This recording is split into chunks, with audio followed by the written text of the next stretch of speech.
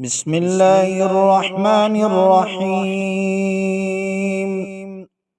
نون والقلم وما يسطرون، ما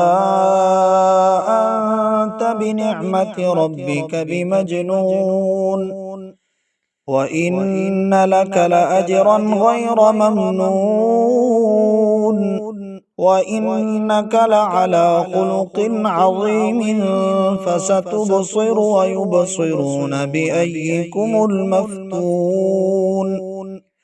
إن ربك هو أعلم بمن ضل عن سبيله وهو أعلم بالمهتدين. فلا تطع المكذبين ودوا لو تدهن فيدهنون، ولا تطع كل حلاف مهين هماز مشاء بنميم مناع للخير معتد أثيم عتل بعد ذلك زنيم أن كان ذا مال وبنين. إذا تتلى عليه آياتنا قال أساطير الأولين. سنسمه على الخرطوم. إنا بلوناهم كما بلونا أصحاب الجنة إذ أقسموا ليصرمنها مصبحين ولا يستثنون، فطاف عليها طائف من ربك وهم نائمون، فأصبحت كالصريم. فتنادوا مصبحين أن اغدوا على حرثكم إن كنتم صارمين. فانطلقوا وهم يتخافتون ألا يدخلنها اليوم عليكم مسكين، وغدوا على حرد قادرين. فلما رأوها قالوا إنا لضالون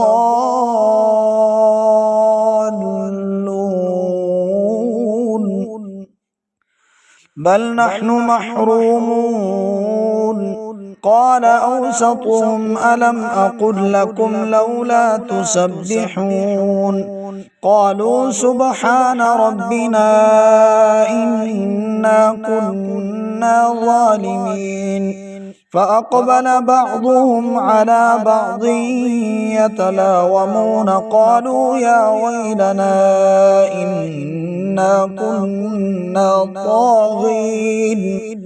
عسى ربنا أن يبدلنا خيرا منها إنا إلى ربنا راغبون. كذلك العذاب ولعذاب الآخرة أكبر لو كانوا يعلمون.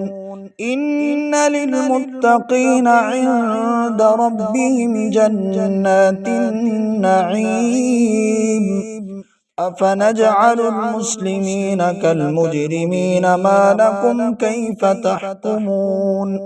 أم لكم كتاب فيه تدرسون إن لكم فيه لما تخيرون.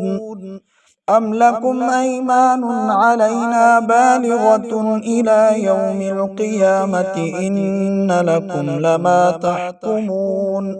سلهم أيهم بذلك زعيم.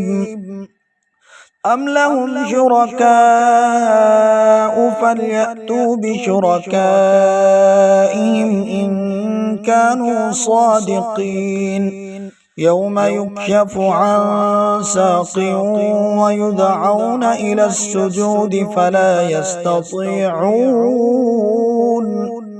خاشعة أبصارهم ترهقهم ذلة وقد كانوا يدعون إلى السجود وهم سالمون فذرني ومن يكذب بهذا الحديث سنستدرجهم من حيث لا يعلمون وأملي لهم إن كيدي متين أم تسألهم أجرا فهم من مغرم مثقلون أم عندهم الغيب فهم يكتبون فاصبر لحكم ربك ولا تكن كصاحب الحوت إذ نادى وهو مكروب لولا أن تداركه نعمة من ربه لنبذ بالعراء وهو مذموم فاجتباه ربه فجعله من الصالحين وإن يكاد الذين كفروا ليزلقونك بأبصارهم لما سمعوا الذكر ويقولون إنه لمجنون وما هو إلا ذكر للعالمين.